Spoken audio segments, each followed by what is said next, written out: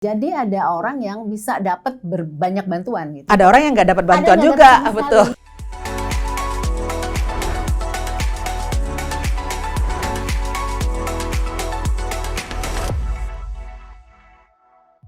Jadi kalau menurut saya, Nan, persoalan terbesar kita adalah soal data. Betul. Kita tuh data itu sangat sangat beda. bermasalah. Betul, Ya, sangat bermasalah. Sebetulnya berapa banyak sih Betul. perempuan pengusaha usaha kecil mikro ini Betul. yang butuhkan, di mana saja mereka berada, misalnya berapa jenis By usahanya? name, by address gitu By name, sulit. by address, Departemen lalu juga sosial punya data sendiri, departemen Exactly. kesehatan punya data sendiri, Betul. departemen koperasi punya data sendiri. Betul. Ya, jadi ada Betul. orang yang bisa dapat banyak bantuan gitu. Betul. Misalnya Ada orang yang nggak dapat ada bantuan yang nggak juga, dapat sama betul, sekali, gitu, betul, karena betul. dia tidak terdata. Tapi ada Betul. orang yang terdata berkali-kali di sistem-sistem data yang berbeda. Sementara sistem bantuannya juga gitu. Si Kemensos punya sendiri kan bantuan sosial dari melalui basis data terpadu. Lalu Kementerian Desa punya sendiri melalui dana desa yang besar. UMKM punya sendiri, pertanian punya sendiri. Semua punya nih bantuan-bantuan yang menggunakan data yang berbeda. Lalu turun di desa yang sama misalnya. Belum lagi pemerintah provinsi dan kabupaten juga punya. Nah, ini yang menarik, di Sumatera Barat itu ada satu komunitas mengembalikan bantuan sosialnya. Karena mereka merasa mereka bukan orang yang berhak untuk mendapatkan bantuan sosial. Persis seperti yang Nani tadi katakan, mereka tiba-tiba ada namanya dan mendapat bantuan tapi ini luar biasa. Saya menghargai sekali komunitas tersebut karena mereka betul-betul secara jujur mengatakan ada orang lain yang lebih berhak. Kami tidak berhak mendapatkan itu. Ternyata masyarakat juga punya pikiran-pikirannya sendiri untuk membantu pemerintah. Nah, sebetulnya bantuan-bantuan ini menurut Nani menjawab kebutuhan perempuan nggak? Atau perempuan kepala keluarga ini? Kalau secara spesifik misalnya ya, bantuan untuk usaha itu sebetulnya sangat dibutuhkan gitu. Hanya saja kan apakah misalnya besarnya seperti itu atau seperti apa. Kalau menurut saya kalau bantuan pasti dibutuhkan, hanya saja peruntukan dan bagaimana bantuan itu diberikan itu yang harus diperbaiki.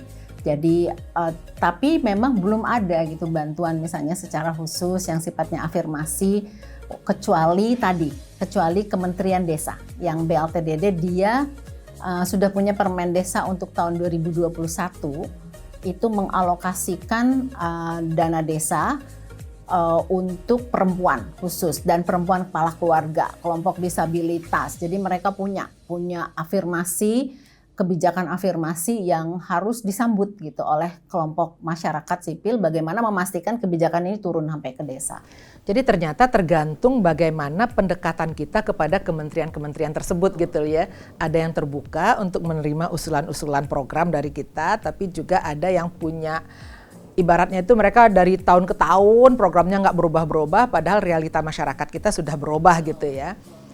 Terus ada inisiatif lokal yang bagus yang bisa dikembangkan nggak sih, Nan? Maksudnya ada inisiatif-inisiatif lokal yang betul-betul bisa direplikasikan di daerah lain. Banyak, jadi misalnya salah satu kabupaten yang menurut saya sangat progresif ya dalam menangani COVID itu Kabupaten Kuburaya di Kalimantan Barat. Jadi Kabupaten Kuburaya ini bupatinya sangat punya banyak inovasi untuk mengatasi COVID. Misalnya dia punya program khusus untuk perempuan bagaimana berperan untuk membantu mengatasi COVID juga, misalnya dengan membuat produk-produk kesehatan, masker, hand sanitizer dan sebagainya oleh masyarakat ini, oleh kelompok perempuan, ya, oleh kelompok perempuan. Dan dia menjadi sumber ekonomi. Lalu dia punya program pangan, gitu, program pangan lokal ya, sehingga dia tuh sekarang pertumbuhan ekonominya positif gitu, tidak negatif. Ketika yang wilayah negatif dia positif. Terus dia punya program pendidikan juga buat anak-anak khusus di masa COVID ini. Kebijakannya kalau menurut saya sangat inklusif dan juga sensitif terhadap berbagai konteks dari masyarakatnya. Saya rasa itu salah satu kabupaten yang bagus. Mungkin ada kabupaten-kabupaten lain yang memang juga bagus. Saya lihat misalnya Trenggalek juga ya cukup bagus, dia punya program khusus untuk perempuan juga di masa COVID. Wilayah-wilayah lain cukup banyak saya rasa di kabupaten-kabupaten lain, tapi yang memang saya lihat sangat komprehensif salah satunya Kuburaya. Jadi dalam situasi COVID sekarang ini ternyata juga ada windows of opportunities gitu loh ya. Terbuka juga pintu-pintu untuk kita punya kegiatan-kegiatan yang sangat produktif. Contohnya sekarang memang banyak sekali komunitas-komunitas membuat masker. Itu kan luar biasa ya, yang selama ini orang nggak terbayang, sekarang itu juga sudah menjadi penghasilan tersendiri. Dan di samping itu juga penjual-penjual makanan. Apalagi kita di Jakarta sekarang ketika COVID kita nggak bisa keluar, ternyata banyak sekali teman-teman kita sendiri gitu ya membuka usaha-usaha catering atau jual makanan yang menurut saya ini kesempatan yang luar biasa dialami oleh perempuan atau dilakukan oleh perempuan. Terus Nan, sekarang ini harapan Nani, apa sih yang harusnya dilakukan oleh pemerintah untuk membuat program-programnya supaya lebih berdampak positif atau berdampak masif terhadap masyarakat, berdampak yang ini ya, yang betul-betul bisa dinikmati atau menjawab kebutuhan-kebutuhan masyarakat. Kalau saya ya, pengalaman panjang PK itu membuktikan gitu, penting sekali untuk fokus pengembangan sumber daya manusia. Jadi program itu, selama ini kan program, kalau pemerintah berprogram selalu dengan memberikan sesuatu yang fisikal ya, jadi misalnya bantuan beras, bantuan ini, tapi tidak terintegrasi dengan bagaimana sumber daya manusianya dikembangkan untuk mereka menjadi pemimpin-pemimpin, pembuat perubahan gitu, mengembangkan kemampuan mereka untuk berimajinasi, berinovasi. Saya rasa itu yang paling kurang gitu, yang kami di PK membuktikan gitu, ketika kita fokus pada si manusianya, program itu akan berkelanjutan dan akan muncul inovasi-inovasi baru gitu yang digagas oleh si komunitas itu sendiri. Kalau misalnya berapa banyak mau triliunan kita ngebantu juga sampai bergunung-gunung juga, itu hanya akan mengubah perilaku masyarakat kita menjadi peminta gitu, penunggu. Tapi kalau investasikan memang seolah wah uangnya cuma buat ngelatih buat ini, tapi itu kan investasi gitu, investasi untuk kelanjutan ya, sustainability-nya ya, lebih lifelong learning. ya, jadi pendidikan sepanjang hayat. Tidak boleh dibatasi hanya anak-anak sekolah saja selama 12 tahun misalnya, tapi orang-orang dewasa juga harus terus-menerus punya kesempatan untuk belajar merespon konteks yang terus berubah. Saya rasa itu gitu yang paling penting. Nah, yang lainnya pastinya akan mengikuti gitu ketika si sumber daya manusia ini terbuka pikirannya, punya banyak skill, kemampuan, dia bisa berinovasi gitu. Kalau dulu kita melihat ya program-program jaring pengaman sosial gitu ya oleh pemerintah, itu kan umumnya padat karya ya, bikin jalan, memperbaiki irigasi. Bukan itu tidak penting, itu juga penting, tapi bagaimana soft skill membantu memperkuat SDM-nya masyarakat itu juga jangan ditinggalkan. Jadi itu juga program yang sangat penting dan perempuan lebih banyak di situ gitu ya. Karena kan kalau bangun jalan, bangun irigasi, perempuan kan tidak terlibat atau jarang sekali dilibatkan di situ. Jadi saya rasa memang bagaimana harapan kita agar memberikan bantuan yang soft skill tadi itu juga harus ditingkatkan oleh pemerintah gitu ya tadi harapannya Nani. Terus ini apa nih rencana berikutnya nih yang akan dilakukan oleh PK? Dalam situasi sekarang ini kan tentunya udah kebayang nih oleh Nani di kepala. Nih apa lagi nih program yang harusnya dilakukan supaya memang eksistensi gitu ya perempuan kepala keluarga ini betul-betul kalau bahasa Nani tadi resonansinya gitu ya dari PK menjadi tadi kan sudah membangun gerakan ya, gerakan perempuan kepala keluarga dan ini nih betul-betul bisa menjangkau sampai ke pelosok-pelosok atau bahkan di Pulau Jawa sendiri kan tadi Nani katakan Pulau Jawa juga sangat penting ya, tapi betul-betul gaungnya betul-betul dirasakan. Saya rasa ini organisasi atau gerakan yang sangat progresif, saya nggak kebayang gitu ya gerakan perempuan kepala keluarga. Nah sekarang apa harapan Nani ke depannya? Ada 3 hal ya paling nggak. Yang pertama untuk gerakannya kami akan memanfaatkan momentum COVID ini di mana Kementerian Desa, negara itu melalui Kementerian Desa dan Kementerian Pemberdayaan Perempuan mencanangkan Ini juga salah satu kerja advokasi PEKA bersama Kapal Perempuan mencanangkan pengembangan desa ramah perempuan dan peduli anak. Nah, ini kan satu gagasan besar yang harus diterjemahkan di lapangan seperti apa. Nah, kita akan memanfaatkan momentum ini untuk menjangkau, menggerakkan perempuan kepala keluarga di seluruh Indonesia menjadi bagian penting bagaimana membangun desa yang ramah perempuan dan peduli anak ini, menerjemahkannya dalam kerja-kerja nyata dan kerja gerakan. Itu yang pertama. Yang kedua, kita juga ingin memanfaatkan momentum ini, mengambil hikmahnya ya, dengan memperluas gerakan ekonomi yang selama ini dibangun oleh PEKA melalui koperasi simpan pinjam dan PEKA Mart. Jadi PEKA Mart itu jaringan produksi marketingnya PEKA.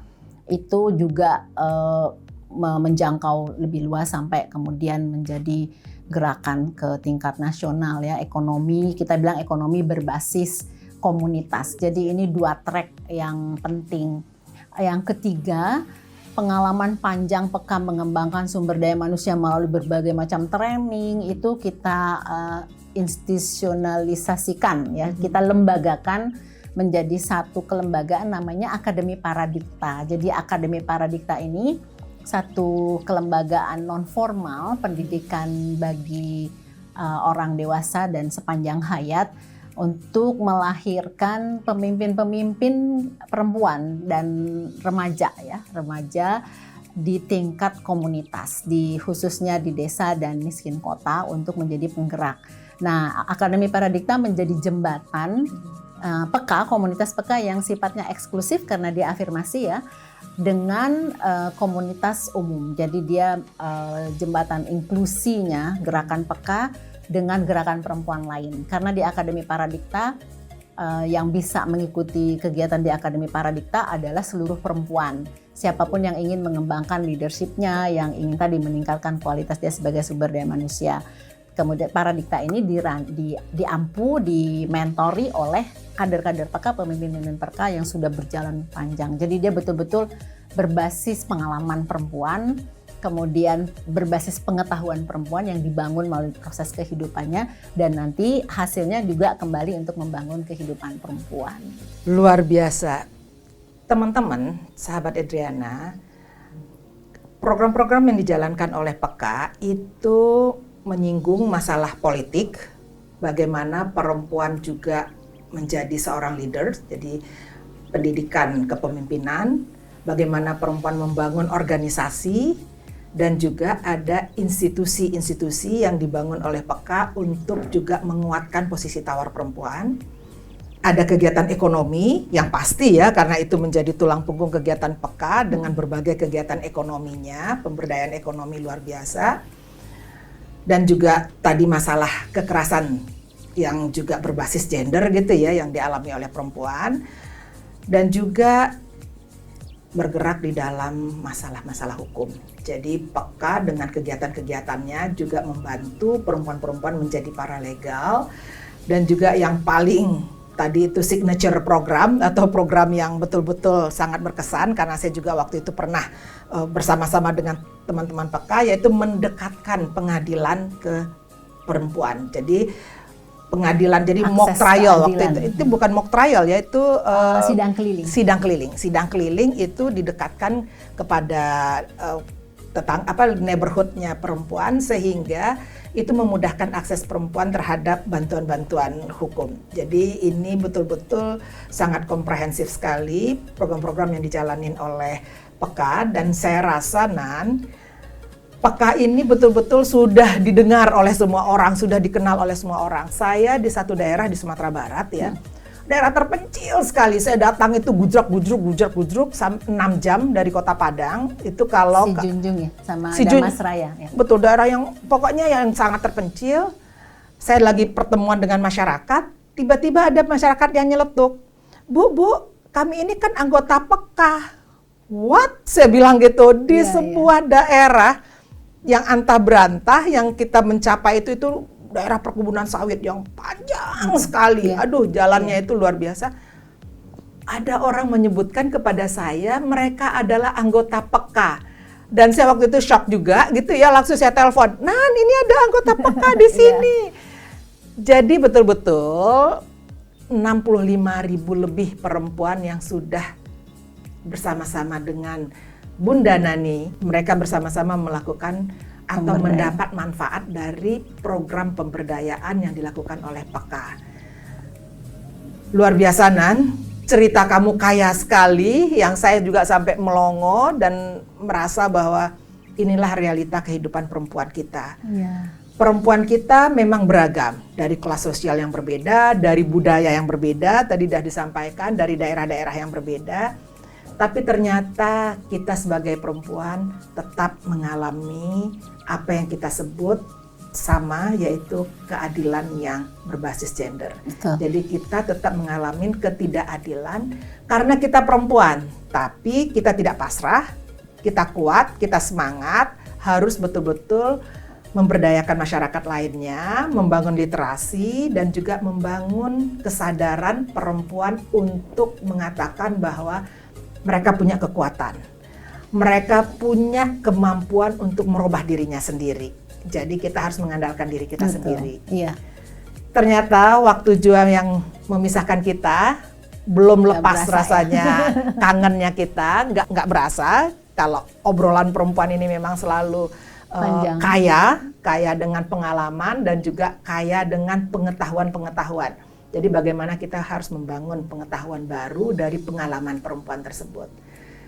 Nah, di penghujung acara kita ini kamu punya statement nggak sih, atau ada pernyataan yang ingin kamu sampaikan kepada perempuan-perempuan teman-teman yang sekarang ini juga mendengar kita?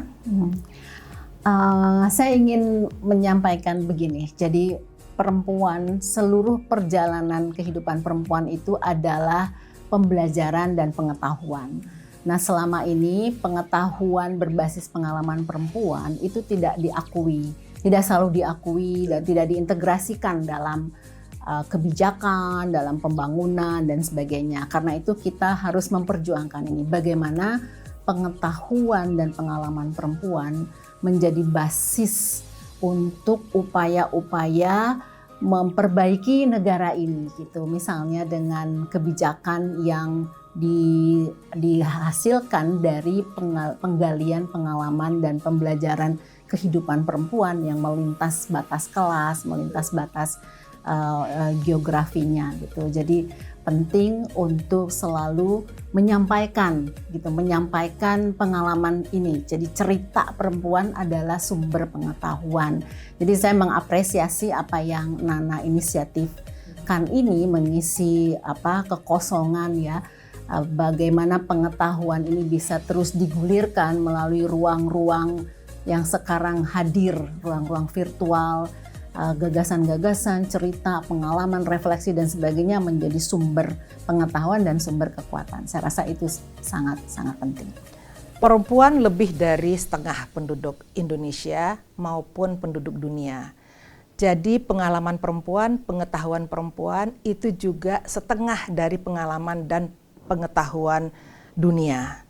Maka dari itu kita sebagai perempuan atau teman-teman semua yang ada di mana saja, marilah sekarang kita melihat atau kita menghargai upaya-upaya pengalaman-pengalaman yang dilakukan oleh perempuan, karena dengan meniadakan upaya dan pengalaman dan juga pengetahuan perempuan, artinya kita menghilangkan setengah dari potensi kehidupan kita dalam bernegara dan bermasyarakat. Mungkin itu dulu dari kami bersama, dari saya Edriana Nurdin dan Nani Zulminarni dari Pemberdayaan Perempuan Kepala Keluarga atau PEKA. Dari Pemberdayaan Perempuan Kepala Keluarga PEKA Nani Zulminarni. Terima kasih. Wassalamualaikum warahmatullahi wabarakatuh. Sampai jumpa lagi dalam pertemuan-pertemuan, pembicaraan-pembicaraan dan episode-episode berikutnya yang juga tidak kalah pentingnya. Sampai jumpa.